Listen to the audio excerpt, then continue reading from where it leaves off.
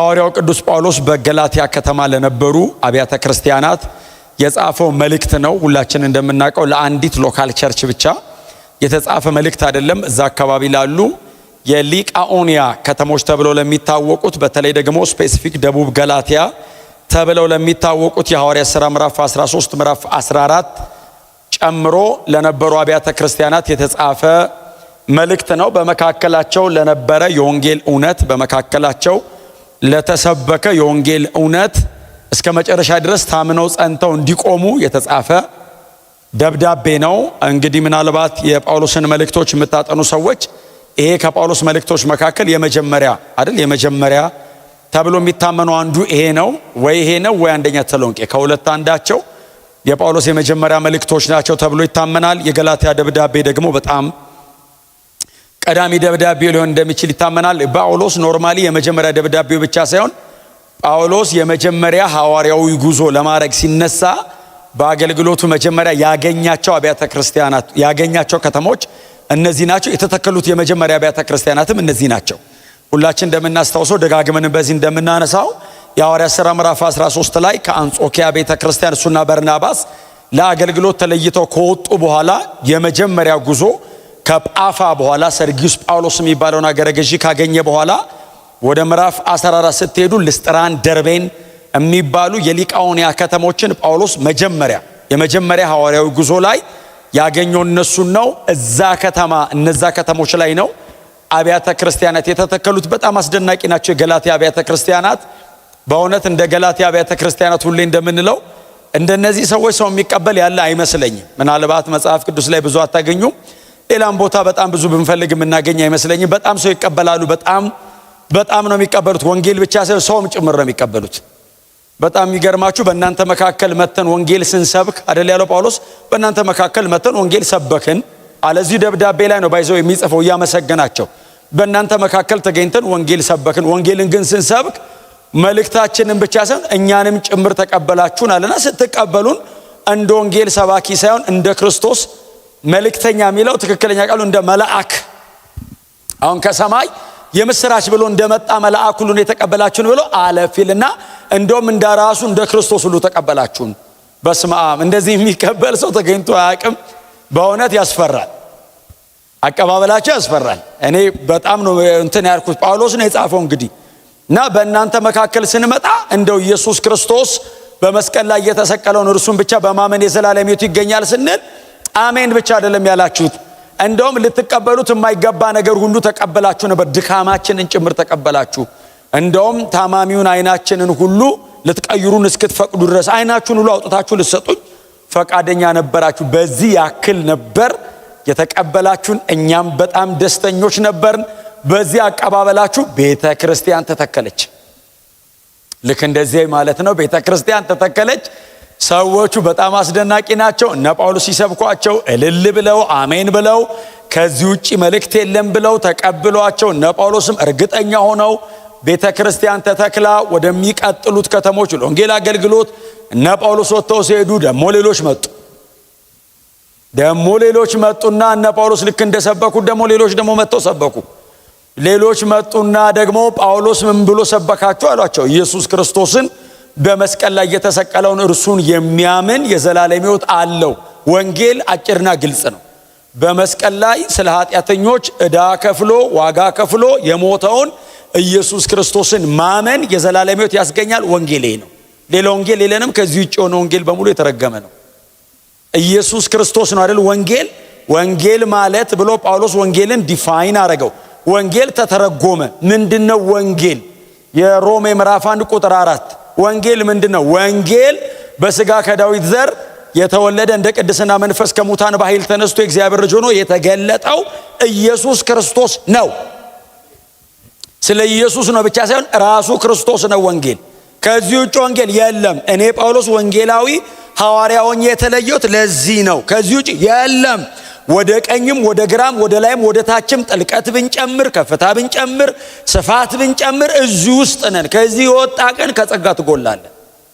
ኢየሱስን ከሌላ ነገር ጋር ለመቀላቀል የሞከርክ ቀን ሙሉ በሙሉ ትወድቃለህ ከጸጋ። ስለዚህ እዚህ ብቻ ነው እግዚአብሔር ያከበረው። ይሄንን ነው እንድናይ የተፈለገው። በዚህ በኩል ነው እግዚአብሔር የዘላለም ሕይወት የለቀቀው። በዚህና በዚህ በኩል ብቻ ነው። ጎናችሁ እርሰው ወንጌል ስለ ክርስቶስ ነው በሉት።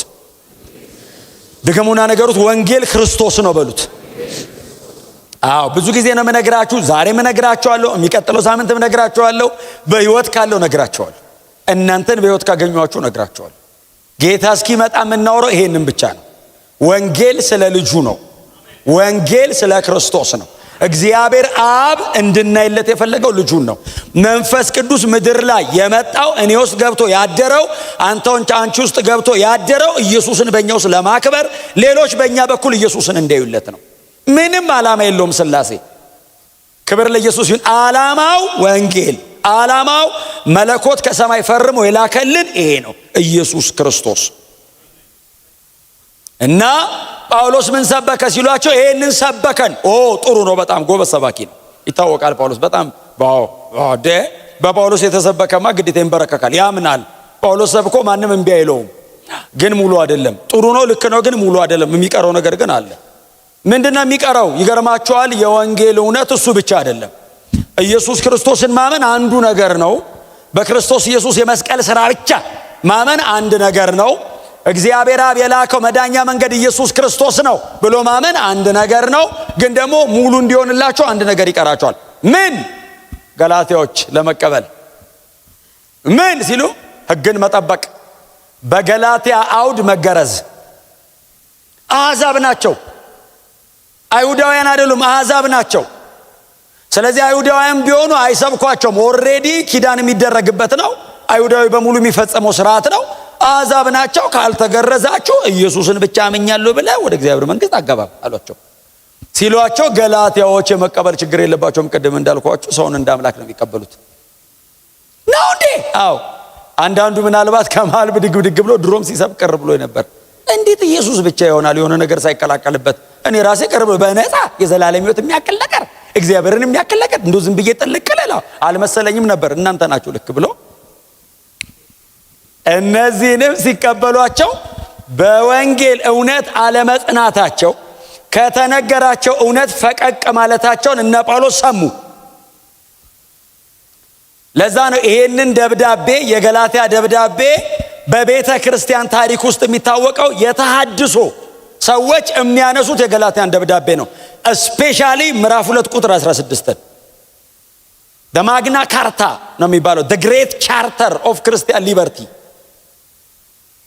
የክርስትናችን ነፃነት በጣም ተረጋግጦ የተጻፈበት ደብዳቤ የገላትያ ደብዳቤ ነው። አርነታችን ግሬት ቻርተር ነው ለኛ። እስቲ አሜን በሉ። በጣም ቦልድሊ ጳውሎስ ቀና ብሎ የጻፈው ደብዳቤ ነው። ትንሽ ተናዷል ሲጽፍ። ያው ደብዳቤ የምታነቡ ከሆነ ያስታውቃል በዚህ እንደተናደደ። ሌላ ደብዳቤ ላይ ጳውሎስ መግቢያ ሲጽፍ ሁሌ እኔ ከሌ ነኝ የጻፍኩት ከእንትን ነው ለእናንተና ይልና በእናንተ መካከል ስላለ እግዚአብሔር እናመሰግናለን አመስግኖ ከዛ ጸልዮላቸው ነው ከዛ ወደ ዋና ሐሳብ ሄደው። እዚህ ጋር እናቴ መግቢያ የለም እኔ ጳውሎስ ነኝ ለገላትያ ቤተ ክርስቲያናት ብሎ ቱ ዘ ፖይንት ትንሽ ተናዷል። አይጸልይላቸው። እኛ ከሰበክንላችሁ ከዚህ ወንጌል እንዴት ወደ ልዩ ወንጌል እንደዞራችሁ ፈጥናችሁ እንዴት እንደዞራችሁ ደንቆኛል። አስደናቂ ሰዋል። እኛ ሰብከንላቸው ከነበረው ከዚህ ወንጌል ፈጥነው አልቆዩ። ትንሽ እስቲ ቆይ እንነጋገር ሁሉ አላላችሁም። ፈጥናችሁ እንዲህ መዞራችሁ ደንቆኛል። በጣም ነው የተደነኩት። እንዴ በእናንተ መካከል ስንመላለስ እግዚአብሔር ያንን ሁሉ ታምራት ያደረገው እንዲህ በከንቱ ነው እንዴ? በእናንተ መካከል ያንን ሁሉ ጊዜ ቁጭ ብለን ስንሰብክ ስለ ክርስቶስ ኢየሱስ ያንን ሁሉ ቃላት እየደረደርን የሰበክነው በከንቱ ነው እንዴ? በሕግም ጭምር እንጸድቃለን ካላችሁ እግዚአብሔር በመካከላችሁ በመንፈስ የሰራው ሥራ በሙሉ ዜሮ ሊሆን ነው ማለት ነው። የተቀበላችሁትን ሕይወት በሙሉ በዜሮ ልታጣፉት ነው ማለት ነው። ጳውሎስ ትንሽ ዲስአፖይንት ሆኗል እና ይህንን ደብዳቤ ሲጽፍ ከሐዋርያት ሥራ ምዕራፍ 15 እና ምዕራፍ 14 መሃል ላይ ይመስላል። ምክንያቱም ምዕራፍ 2 የሐዋርያት ሥራ ምዕራፍ 15 ነው። የኢየሩሳሌም ጉባኤ ባይዘወይ ምዕራፍ 13 ተለይተው ወጡ፣ ስብከት ጀመሩ።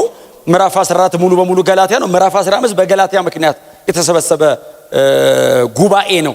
የሐዋርያት ሥራ ምዕራፍ 15 የኢየሩሳሌም ጉባኤ በገላትያ ቤተክርስቲያን ምክንያት የተሰበሰበው ገላትያ ቸርች ላይ በተፈጠረ የትምህርት ችግር።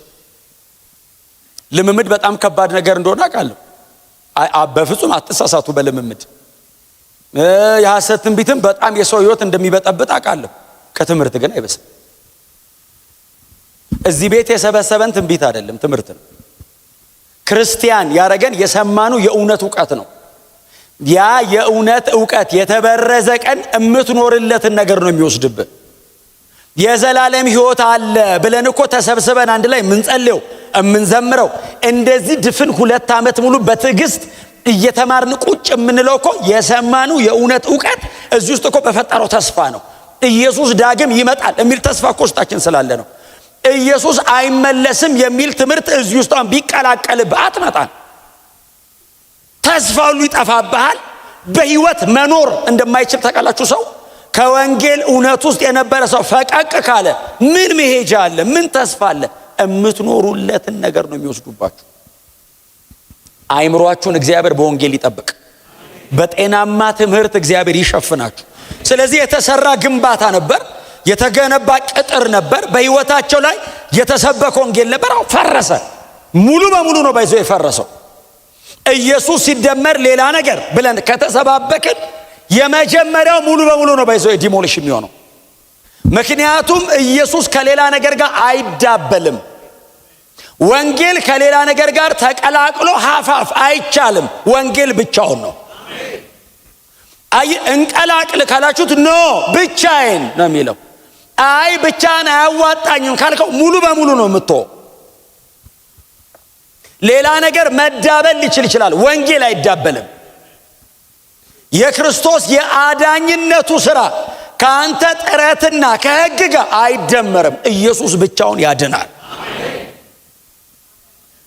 ይሄ የዳንበት ነው፣ የጸናንበት ነው፣ የምንሄድበት ነው። ሰማይ ከእግዚአብሔር ጋር ለዘላለም የምንኖረው በዚህ ነው። ይሄንን ገንብተው ሰርተው አስተካክለው ተውቦ ደምቆ ደስ ብሏቸው ሄዱ። ፈረሰ። ሲፈርስ ለተሐድሶ የተጻፈ ደብዳቤ ነው። ሊያድስ ጳውሎስ የጻፈው ደብዳቤ ነው። ኖ በጣም ብዙ ጊዜ እናንተ የምትጠቅሱት ጥቅስ አለ። የአዲስ ኪዳን አማኝ በሙሉ የሚጠቅሰው እኛ ከሰበክንላችሁ ከዚህ ወንጌል ውጪ የትኛው ነው ወንጌል? ክርስቶስ ኢየሱስ በመስቀል ላይ ስለ ኃጢአተኞች ሞተ። አንደኛ ቆሮንቶስ ምዕራፍ 15 እስቲ ያውጡ ቁጥር 1 እና 2 እንደዚህ ይላል። ቁጥር 1 አሁንም ወንድሞች ሆይ የሰበኩላችሁና የተቀበላችሁትን ደግሞም ጸንታችሁ የቆማችሁበትን ወንጌል ላሳስባችሁ እወዳለሁ። ምን ያላችሁበትን? አንደኛ የተሰበከላችሁን፣ ሁለተኛ የተቀበላችሁትን፣ ሶስተኛ ጸንታችሁ የቆማችሁበትን ወንጌል ላሳስባችሁ እወዳለሁ። ምንድነው ጳውሎስ የሰበከላቸው ወንጌል? የዚህች ቤተክርስቲያን የዕድሜ ዘመን መሪ ጥቅሳችን ጳውሎስ የሰበከው እሱን ነው።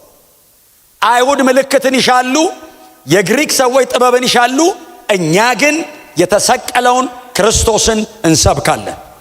እምናድገው እዚህ ላይ ነው፣ እምንበስለው እዚህ ላይ ነው። እምንኖረው ለዚህ ነው፣ መሞት ካለብን እምንሞተው ለዚህ ነው። ምንም ነገር ህይወቴን ሊወስድ አይገባውም፣ ኢየሱስ ግን ይገባዋል። ጳውሎስ እንደዚህ ይላል፣ የሰበኩላችሁን ወንጌል ተሰብኮላችኋል። ቀጥሎስ የተቀበላችሁትን፣ ሌላ ጸንታችሁ የቆማችሁበትን ላሳስባችሁ እወዳለሁ። አስታውሳችኋለሁ። ሪማይንደር ነኝ ላስታውሳችሁ። ምንድነው ጳውሎስ በእናንተ መካከል 18 ወር ስቀመጥ 1 ዓመት ከ6 ወር ስቀመጥ ኢየሱስ ክርስቶስን ያውም የተሰቀለውን ብቻ እንጂ ሌላ ነገር ላለማወቅ ቆርጬ ነበር። የሰበኩት ይሄን ነው። 1 ዓመት ከ6 ወር። አሁንም ገላትያ ቤተክርስቲያን ሌላ ወንጌል አልሰበከም ጳውሎስ፣ ይሄንን የሰበከው። እኛ ከሰበክንላችሁ ከዚህ ወንጌል የተለየ ማንም ቢሰብክ ማማ ለምሳሌ ማማ ቢሰብክ ሌሎች አንደኛ፣ ቀጥሎ እኛ፣ ቀጥሎ የሰማይ መልአክ፣ ማንም ማለት ነው። ስጋዊ አካል የያዘ መሬት ላይ ያለ ፍጥረታዊ ሰው ብቻ ሳይሆን መንፈሳዊ አካላት የሰማይ መልአክም ጭምር ከዚህ ወንጌል ውጪ ሌላ ቢሰብክ ምን ያለ ይሁን? የተረገመ ይሁን። ከዚህ ወንጌል ነው ፈቀቅ ያሉት። ማንም ቢሰብክ የተረገመ ይሁን ካለው ወንጌል ፈቀቅ አሉና ኢየሱስ ሲደመር የሕግ ስራን መጠበቅ ብሎ ሲያስተምሯቸው አሜን ብሎ ተቀበሉ። ስሙኝ፣ ይሄ ግብዝነታቸው የድረስ እንደሄደ ታውቃላችሁ? ጴጥሮስ ድረስ ሄደ። ኬፋ ሁሉ በግብዝነታቸው ተሳበ ይላል። ባይዘው ጴጥሮስ ማለት የኢየሩሳሌም ቤተክርስቲያን የመጀመሪያቱ ቸርች ተካይ። ጴጥሮስ ማለት እኮ በጥላው በጨርቁ ሰው የሚፈውስ ለመያዝ ለማየት የሚያጓጓ ሰውዬ መጥቶ ገላትያ ቤተክርስቲያን ታይቶ ተሳበ፣ ተጎተተ። አዎ በርናባስም ጭምር ተጎተተ ይላል። በርናባስ ምንድነው? የጳውሎስ ሲኒየር፣ ጳውሎስን ወደ አገልግሎትና ወደ ቅዱሳን ህብረት የቀላቀለ ሰውዬ እሱ ጭምር ተሳበ ይላል። በግብዝነታቸው እዩት ጥንካሬው የት ድረስ እንደሄደ፣ ማማንን እንደማረከ እዩት። ኢየሱስ ሲደመር ሕግን መጠበቅ ነው ሲሉ ትንሽ ኮምፕሮማይዝ አደረጉ እነ ጴጥሮስ። ባይዘወይ ከቁጥር 15 ጀምሮ እስከ 21 ድረስ ለጴጥሮስ ነው የተጻፈው። እኛ በፍጥረታቸው ኃጢአተኞች የሆኑ አሕዛብ አይደለንም አለው ጳውሎስ። እኛን እኮ ነው በፍጥረታችሁ ኃጢአተኞች የሆናችሁ አሕዛብ አለም ጳውሎስ። እኛ አለ ጳውሎስ ጴጥሮስን እኮ ነው። እሺ አለው በፍጥረታቸው ኃጢአተኞች የሆኑ አሕዛብ አይደለንም። ምን ማለት ነው? የአባቶች መስመር ሕግ የተሰጠው ያ ሁሉ የብሉይ ኪዳን ታሪክ የተሰራው በእኔና ባንተ በኩል ነው አለው። ሕጉ ተሰጥቶናል። አዎ እኔና አንተ ሕግ የተቀበልነው እኔና አንተ ዋናዎቹ ሕግን በመጠበቅ ካልዳንን አሕዛብ እንዴት ሕግን ጠብቀው ይድናሉ እኮ ነው። ሕግ የተሰጠ ሰውዬ ራሱ ሕግን ጠብቅ አድንም አለው። እንኳን ሕግ ያልተሰጠው ሰውዬ ወዴት እንደሚወስደው ይቱ ሂሳቡን። ጳውሎስ ቀጥታ ለእኛ ቢሰብከን ኖሮ አይሁድን አይጨምርም ሊሉት ነው። ከአይሁድም አማዱን ሰው እያመጣው አንተና እኔ ዋና ነን አለው። አዎ አሕዛብ አይደለሁም አለ ጳውሎስ። አይደለም የተርሴስ ሰው ነው፣ አይሁዳዊ በመወለድ አይሁዳዊ ነው። አንተንም አውቃለሁ። እዛ የእንትን ሀገር ሰው ነው ጴጥሮስ፣ የቅፍርናሆም የገሊላ ሰው ነው። በፍጥረት በትውልድ እናትም አባትም አይሁዳውያን ናቸው። አዎ ሕግን በመጠበቅ ነው የኖርከው። አዎ ከሕፃንነት ጀምሮ ሕግን እየተማርክን ያደከው። አዎ አይ ስትማር የኖርከው ሕግ አያድንህም አለው። አንተን እንኳን አሕዛብ አይሁድ ጠብቆ ካልዳነ እኔ እናንተ ፈጽመን አንድንም ወቀው። እስቲ አሜን በሏ። አይሁዳዊ እንደነዚህ አይነት ሪቹዋልስን አድርጎ ማይድን ከሆነ የትኛውም አሕዛብ አይድን። የጳውሎስ ባይዘዊ እንትኗችን ነች። በቃ የወንጌል ኮርች ናት። ሁሉም የሰበኩት ይህንን ነው። ጳውሎስ በጣም አደገኛ ስለሆነ ነው። አመጣጡ ከባድ ነው። ሰውየው እውቀቱ ትንሽ ጠንካራ ነው። እግዚአብሔር ደግሞ ጥበብ ሰጥቶታል። አሁን ጴጥሮስ ምን ይሰማል? ዝም ብላችሁ ሳሉት። አሁን ገላትያ ምዕራፍ 2 ነው ጴጥሮስ ያነበው። በፍጥረታቸው ኃጢአተኞች የሆኑ አሕዛብ አይደለንም እኔ እናንተ ሲል፣ አዎ ነው የሚለው። ባይዘ አዎ ትክክል ነው። በፍጥረታቸው ኃጢአተኞች እንደሆኑ አሕዛብ አይደለንም ብሎ ጴጥሮስ ወዴት ዞር ይላል? ወደ ገላትያ ቤተክርስቲያን ዞራል። አዎ እንደዚህ አይደለም። ጴጥሮስ ከማጋ ሳይድ አድርጎ እንደሚያወራ ታውቃለህ? ከያዕቆብ ዘንድ ነው የመጣ ነው ከኢየሩሳሌም ቤተክርስቲያን ያሉ የተወሰኑ ወገኖች አሉ። ይሄንን ጉሮሯቸውን አንቀው ሕግን በመጠበቅ ጭምር ነው ምድ ነው ብለው እየሰበኩ የተወሰኑ አሉ። ጴጥሮስ ከነሱ ጋር አብሮ ባይዘው ጠጋ ብሎ ነው የሚያወራው። በእነሱ ግብዝነት ጴጥሮስ ተሳበ፣ በርናባስም ጭምር ስለሚል ጴጥሮስ ወደ እነሱ ሳይድ አድርጎ ነው። ጳውሎስስ ከአሕዛብም ከአይሁድም ሳይድ አያደርግም። ጳውሎስ ከወንጌል በኩል ነው የሚቆመው። እስቲ አሜን በሏ። የእንትናም ቲፎዞ አይደለም ጳውሎስ ወንጌል ጋር ነው ያለው። አሕዛብም ካልተቀበለ አድንም ነው የሚል። ለአሕዛብ እያዳላ እንዳይመስልህ፣ የሆነ ቦታ ያዳላ ይመስላል። ለአሕዛብ እያዳላ አይደለም። ባይዘው የአይሁድን ሕጋዊነት ወይንም ይሄ ሌጋሊስቲክ የሆነውን ህይወታቸውን ጳውሎስ ወደ ብርሃን እያወጣ እንጂ ለኛ እያዳላ አይደለም። ምክንያቱም አንዳንድ የሐዋርያት ሥራ ክፍሎች ላይ መጀመሪያ ጳውሎስ ሲገባ የሚሰብከው ባይዘው ቸርች አይመጣም። ጳውሎስ መጀመሪያ ምኩራብ ነው የሚሄደው። ምኩራብ ሄድና አስቀድሞ ለአይሁዳዊ ነው የሚለው ለጳውሎስ ራሱ የመጣለት መልእክት መጀመሪያ ለአይሁድና ለአሕዛብ ከዛ ለነገስታቶቻቸው ነው የሚለው ባይዘው። ስለዚህ ጳውሎስ ኦርደር አያዛባም። የትም ከተማ ከገባ ምኩራብ ነው የሚፈልገው። ለምን? አስቀድሞ ለአይሁዳዊ ነው የተባለው ለሱ።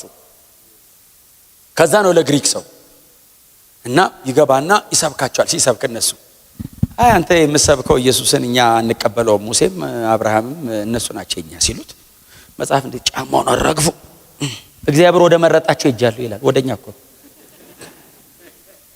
አይሁድም ተበሳጩ ይላል። ባይዘወይ ሲሰብካቸው እምቢ ካሉ በቃ ወደ ተመረጡት ይሄዳሉ ብሎ ወደ ደጀዶ ሲሰብክስ መጽሐፍ እንደዚህ ይላል፣ በዚህ ንግግሩ አሕዛብም ደስ አላቸው ይልና አያሌ ሰው በጌታ አመነ ይላል። ምን ታረጋዋለህ? እግዚአብሔር ከመረጠ አሕዛብ የለ አይሁድ የለ። ስለዚህ ለጴጥሮስ የሚያመጣለት ሂሳብ እች ነች። እኔ እናንተ እኮ አይሁዳውያን ነን አሉ። አዎ ነን ይላል ጴጥሮስ። በፍጥረታችን ኃጢአተኞች አይደለም። አዎ ሲል ከዛ ቀጠላ ቁጥር 16 2:16 ምንድን ነው የሚለው?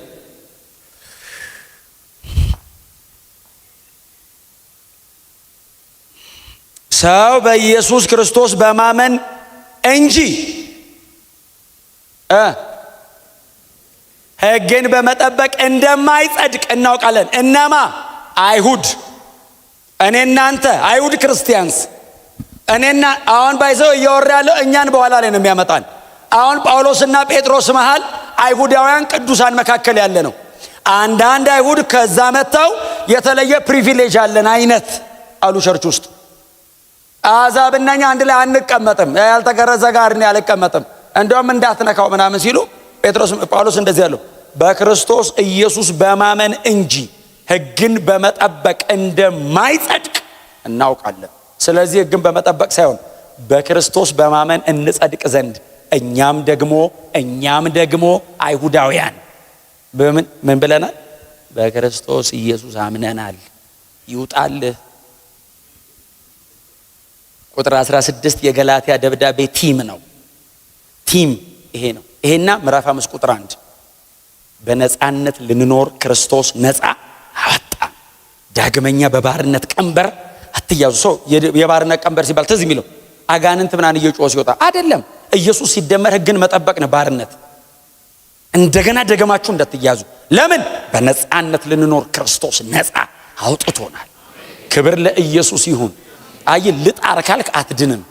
በክርስቶስ ካልክ ምንም ሳታዋጣ የዘላለም ይወጣል። እመን በልጅ አምኛለሁ ድነሃል። እንዲህ ዝም ብለህ በነፃ አዎ በነፃ አንተ እዚህ የሚያንጠባት ምን ይሰራላል? የደም ላብ ያላበላል።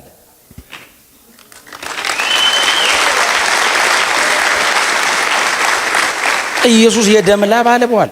አንተ መቧጠጥ አይጠበቅብም። ያንን የቪያ ዶሎሮሳ የሲቃይ መንገዱን ኢየሱስ ደረቅ እንጨት ተሸክሞ ቁስሉ ላይ ያልተላገ እንጨት እየተሰገሰገበት እየቧጠጥ ወጥቷል። ኢየሱስ እየወደቀ እየተነሳ ወጥቶልሃል። ኢየሱስ አንተ መሞት አይጠበቅብም። እርቃኑን ስለ ኃጢአት መስቀል ላይ ተንጠልጥሏል። በሰማይና በምድር መካከል ኢየሱስ ክርስቶስ ስለኔ ኃጢአት ተንጠልጥሏል። በአብና በኔ መካከል ገብቷል። እግዚአብሔር ከኔ ጋር ለመታረቅ ኢየሱስን አይቷል። አንተ አታዋጣም፣ አታዋጣ፣ አትሞክር። እግዚአብሔር እኔና ያንተን አይቀበልም፣ የልጁን ነው የሚቀበለው። በልጁ በኩል ይቀበለ። በቃ ወንጌል ይሄ ነው። ወንጌል ይሄ ነው። ጳውሎስ እያስተማረ ያለው ትምህርት ይሄ ነው። ሌላ መንገድ የለም መዳኛ። ኢየሱስ ክርስቶስ ጌታ ነው። እንኳን በራልን፣ እንኳን አወቅ ነው። እና ጴጥሮስ አይ ቲንክ ትንሽ ሸምቀቅ ሲል እነዛ ከጀርባው የመጡት ከያዕቆብ ዘንድ ነው የመጣ ነው የሚሉ አንዳንድ ያመኑ አይሁድ ምን ብሎ ይጠራቸዋል መሰላችሁ? የሐሰት አስተማሪዎች ያላቸው። የሐሰት አስተማሪ ይላቸው ኖሮ እኛም ስብስብ አድርገን የሐሰት አስተማሪ እንል ነበር። በጌታ የሆኑ ወንድሞች ማለት ከበደው። ጳውሎስ እንደዚህ ያለ ሾልኮ የገቡ ሐሰተኛ ወንድሞች። እንደዚህ አይነት ስም ማንም ሰጥቶ ያቅም ለሰው። ጳውሎስ እኮ ጳውሎስ የ2000 ዓመት እኮ ነው የጻፈው። ወንድሞች እንዴት ይበላቸው? ሾልኮ የገቡ ብቻ እንዳይል ቸርች አገኛቸው። በጌታ ናቸው እንዳይል የሚሰብኩት ከወንጌል ውጭ ነው። ሾልከው የገቡ ሐሰተኛ ሲሉ ወንድሞች አለና አሁን እናንተ ከያዕቆብ ነው የመጣችሁት? አዎ ከኢየሩሳሌም ቸርች። አዎ እንግዲያው እንሂድ አለ ያዕቆብ። ጴጥሮስ ኦሬዲ እዚህ ጋር ትንሽ በግብዝነት ተወስዶ ጨርሶ ተመልሶ ሄዷል። ከዛ መጣ ጳውሎስ ኢየሩሳሌም ቸርች መጣ። መጽሐፍ ቅዱሳችን ላይ በተለይ አዲስ ኪዳን ላይ ትልቁ የሚባለው ኢየሩሳሌም ጉባኤ ተብሎ የሚታወቀው የሐዋርያት ሥራ ምዕራፍ 15 ላይ ያለው በገላትያ ቸርች ነው። ጳውሎስ ነው ባይዘው ምክንያቱ መጣ። ምዕራፍ 15 ላይ መጣ። በጣም ነው የምደሰተው። እኮራለሁ። ሰው ለወንጌል እውነት እንዲህ በጽናት ሲሄድ እንደዚህ ቤንድ ሳያረግ ቀጥ ብሎ አስቡት የሚከፍለውን ዋጋ ለጥቂት ጊዜም ቢሆን ባይዘው አስቡት የሚከፍለውን ዋጋ መጣ። ሲመጣስ በጣም አደገኛ ነው። እግዚአብሔር ጽናትን ብርሃንና ጥበብን ይስጣችሁ። ሰውየው ጽኑ ነው፣ ብርሃን አለው። ቀጥሎስ በጣም ዊዝደም አለው። ዝም ብሎ ባይዘው ዝም ብሎ ቆሞ ቢሰብክ እንደሚረታቸው ያውቃል። ያዕቆብም ጴጥሮስም ዮሐንስም ከዚህ የተለየ እንደማይሰብኩ ያውቃል ጳውሎስ። ግን ለምን ድጋሚ ጉዳዩ እንዳይነሳ ዘግቼው ነው መመለስ ያለብኝ ብሎ ሲመጣ ብቻውን አልመጣም። እነዚህ ሾልኮ የገቡትን ሐሰተኛ ወንድሞች ያዛቸው። ከገላትያ አብያተ ክርስቲያናት ደግሞ የተወሰኑ ሰዎች መረጠ፣ ያዘ። እነዛን ይዟል፣ እነዚህንም ይዟል። የትራንስፖርት የመርከብ ምናምን ከፍሎ ነው ይዞ የሚሄደው። ከፍሎ ወይ በኋላ መመለስ አይቀርም ስትነካ ይቅርታ ብለ። ከዛ እነሱን ብቻ ይዞ መሰለ እንደሚሄደው። ከመካከላቸው የቀርጤስ ሰባኪ የነበረውን ቲቶን ያዘው። ቲቶ በትውልዱ ግሪካዊ ነው፣ አልተገረዘም፣ ወንጌላዊ ና አለው። ና አብረን እንሄዳለን። ምን ነው አለው። ልከራከርብህ ነው አለው። ጭቅጭቅ አለ፣ ጭቅጭቅ፣ ከባድ ጭቅጭቅ። ከነማን ጋር አለው። ያዕቆብን ታውቀዋለህ አለው። በዝና ነው የሚያውቀው ያዕቆብ የኢየሩሳሌም ቤተክርስቲያን መሪ። ሁሌ ዚህን አነሷል። ይሄ ጉልበቱ የግመል እግር እስኪመስል ድረስ መጅም የሚፈራ ሰው ነው። ባይዘው ይፈሩታል። ያዕቆብ ጋር አለው። ከዛስ ኬፋም አለ አለው። እሺ ሐዋርያው ዮሐንስም አለ። የኢየሩሳሌም ቤተክርስቲያን አባቶች አሉ። እነሱ ጋር ነው የምንሄደው አለው። ለምን አለው። ስለ ወንጌል እውነት አንዲት ሰዓት ለቅቄ አልገዛም ማለት። እስቲ አሜን በሏ። ለወንጌል እውነት አንዲት ሰዓት ለቅቄ አልገዛም። እንደሱ አይደል ያላቸው። አንዲት ሰዓት ለቀን ማንገዛው ወንጌል በእናንተ ዘንድ ጸንቶ እንዲኖር ነው አለ። ምንም ፐርሰናል አይደለም አለ። በእናንተ ማለት ጸንቶ እንዲኖር ለግል ጉዳይ እንዳይመስል መከራከረ እኮ ነው ጳውሎስ።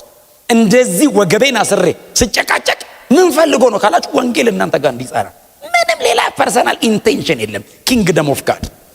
እና ከዛ አብረው ሲሄዱ ቲቶ ገና አዲስ ነው፣ ገና ወጣት ልጅ ነው። በወንጌል አገልግሎት ገና ነው። እና ምናልባት እና ያዕቆብ እና ዮሐንስ እና ኬፋ እኮ ለሱ በጣም ሂውጅ ናቸው። ጳውሎስን ግን ወደ ጌታ የሚያመጣው በወንጌልም ያጸናው ጳውሎስ ነው። ሲሄድ ጳውሎስን ሲያዩት ባይዘው እነ ኬፋ እነ ዮሐንስ እና ያዕቆብ በጣም ነው የሚያከብሩት። እና ቲቶን እኔ መሃል ላይ እሰለዋለሁ አንዳንዴ። ጳውሎስን ያያል፣ እነ ያዕቆብን ያያል። ወንድማችን ጳውሎስ አለ ያዕቆብ ፖልን፣ ወንድማችን ጳውሎስ በአሕዛብ ከተሞች ላይ የሚያገለግለውን አገልግሎት ሰምተናል እና በጣም ተደስተናል ብሎ በጉባኤ መሃል አመሰገነው።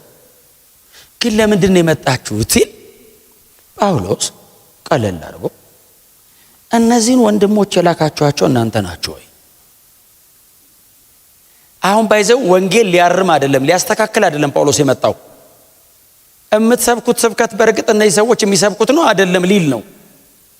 ከተሰበከው ስብከት ውጪ ማንም ቢሰብክ የተረገመ ነው ብሏል።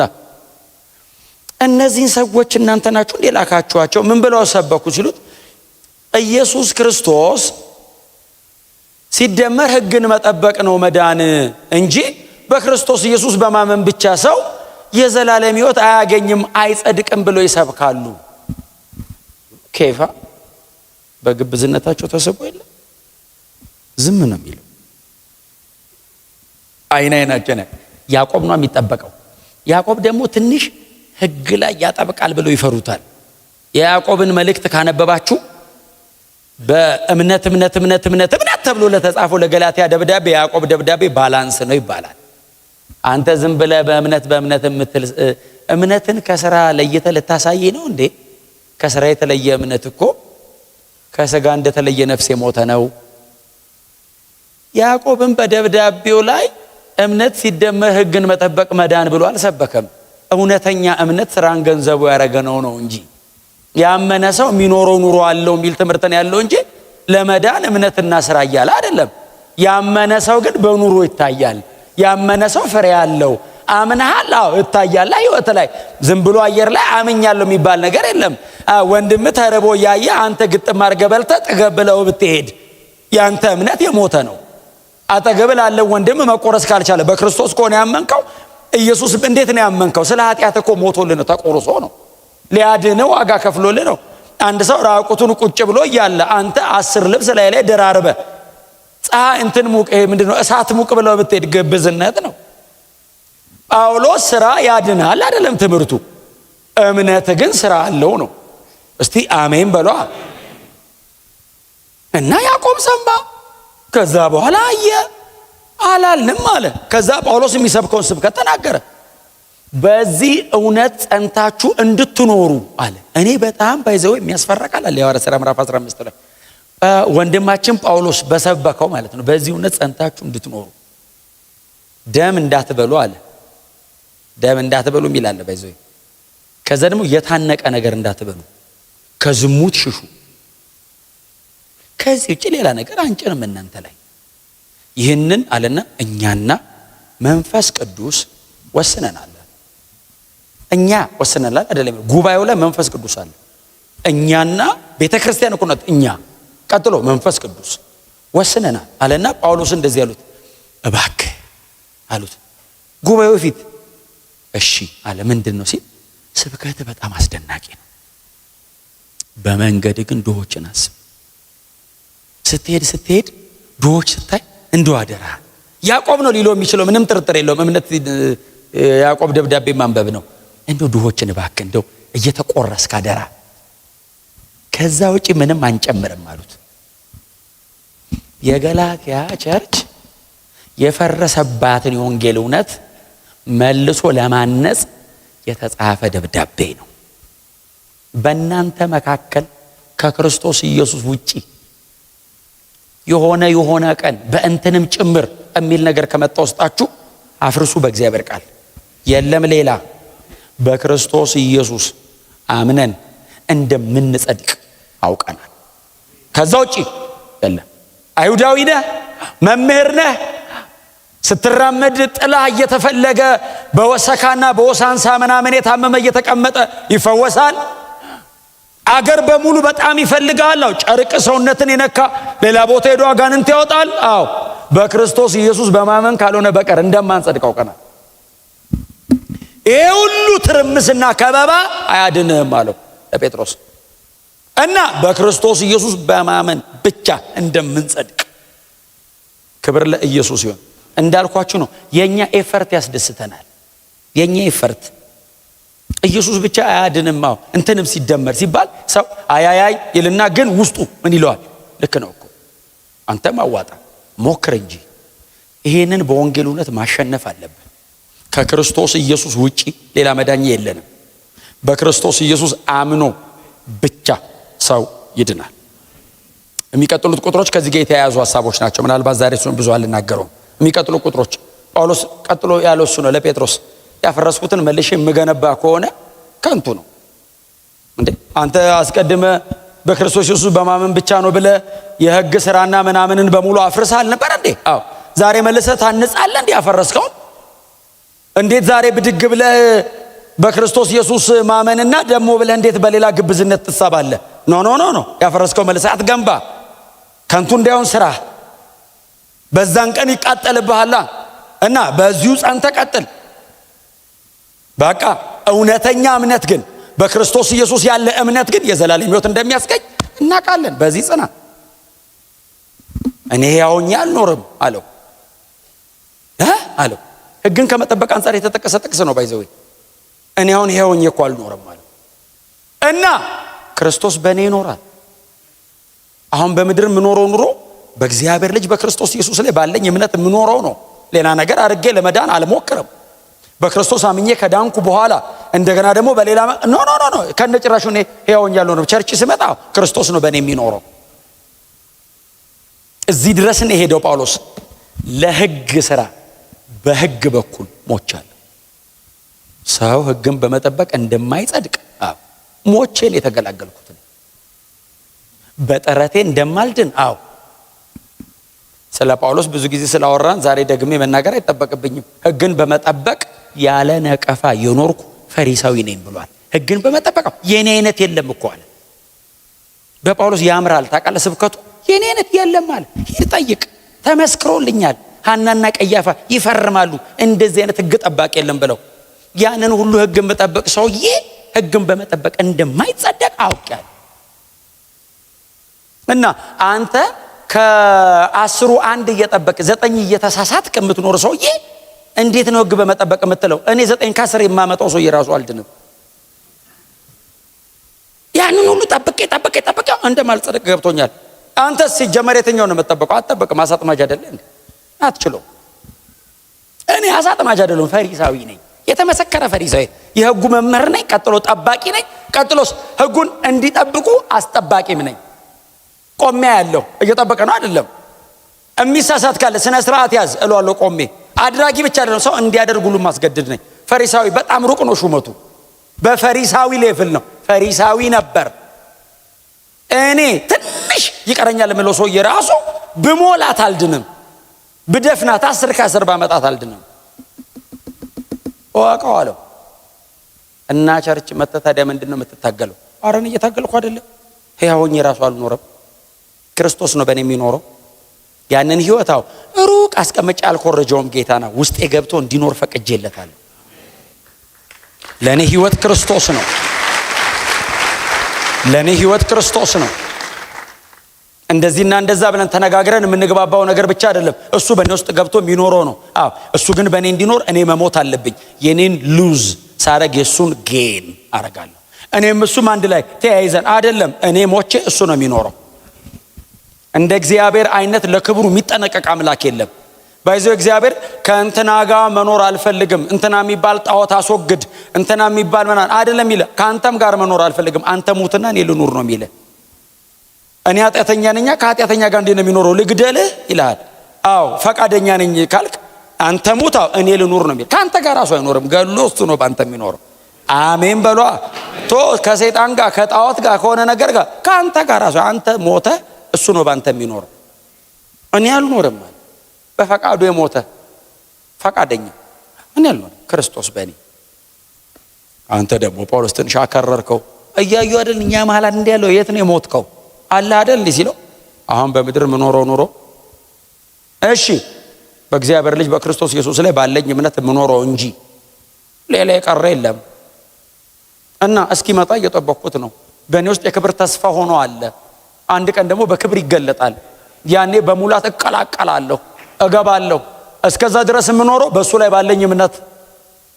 ምንም መሬት የለውም ሰውየው ታውቃለህ፣ ተንጠልጥሎ ሰማይ ገብቷል። መሬት ላይ እሱ ነው በእኔ እየኖረ ያለው ይላል። እግዚአብሔር እንደዚህ አይነት የህይወት ሙላት ይስጠን።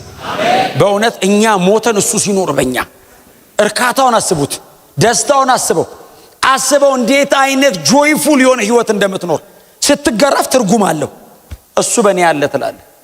መከራ ስትቀበል እሱ በእኔ ሆኖ ነው ትላለህ።